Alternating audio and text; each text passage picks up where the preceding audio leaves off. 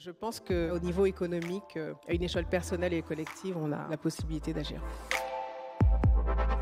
Aïssa, nous vous connaissons tous en tant que comédienne. Vous êtes également réalisatrice de 2 films. Un film qui s'appelle Regard noir et le long métrage Marcher sur l'eau qui traite du réchauffement climatique au Sahel. Aïssa, qu'est-ce qui vous a le plus marqué dans cette aventure que vous avez filmée? En me penchant sur les conditions de vie des Peul Wodaabe, j'ai découvert une chose avant d'y aller qui m'a dévastée. C'est le fait que le changement climatique est directement responsable de l'explosion de la cellule familiale. On parle de populations qui sont traditionnellement nomades, au gré des transhumances, et cette transhumance-là est devenue quasiment impossible du fait de la raréfaction de l'eau. Donc il n'est pas possible, dans des conditions qui sont devenues très dures, d'emmener leur famille. Le résultat, c'est que les enfants sont laissés seuls pendant des longues semaines, voire de longs mois.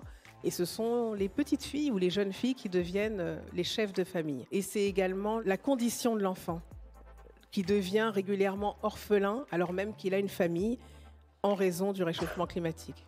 Quel regard vous avez, vous, sur justement le comportement des femmes, les besoins des femmes et des petites filles en l'occurrence? Les petites filles quittent l'école, non pas parce qu'elles n'ont pas les capacités pour suivre le programme, l'enseignement, mais parce que les familles ont trop besoin d'elles, de se reposer sur elles, ou parce que certaines traditions aussi parfois entrent en ligne de compte. Ensuite, les femmes sont exposées à différents dangers sur les routes. Leur niveau d'exposition est plus élevé que celui des hommes. Quelles sont les solutions efficaces qu'on devrait promouvoir pour accompagner finalement ces peuples à trouver l'eau et à éviter de marcher si loin pour trouver de l'eau? Alors il y en a une parmi d'autres qu'on a explorée dans le film, qui est la construction d'un forage. L'eau est là, elle est simplement très profondément enfouie dans le sol.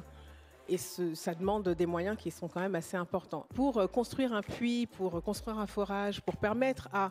On ne parle pas juste d'un village. Quand on fait un forage comme ça, c'est plusieurs dizaines de milliers de personnes par an sur tout un territoire qui vont pouvoir bénéficier d'un accès à l'eau et d'un accès à l'eau potable surtout. Mais les forages, ce n'est pas les seules solutions. Il y a des solutions plus pérennes qui consistent à modeler le territoire. C'est ce qu'on appelle des demi-lunes.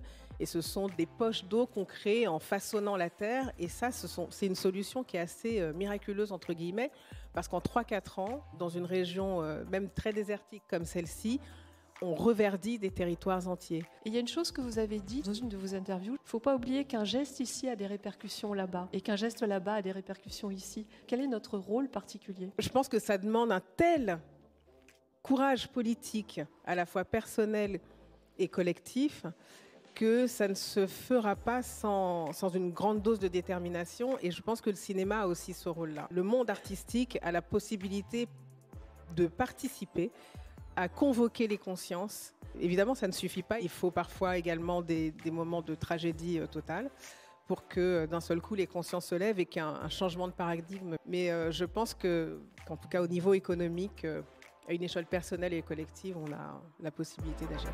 Merci beaucoup, Aïssa.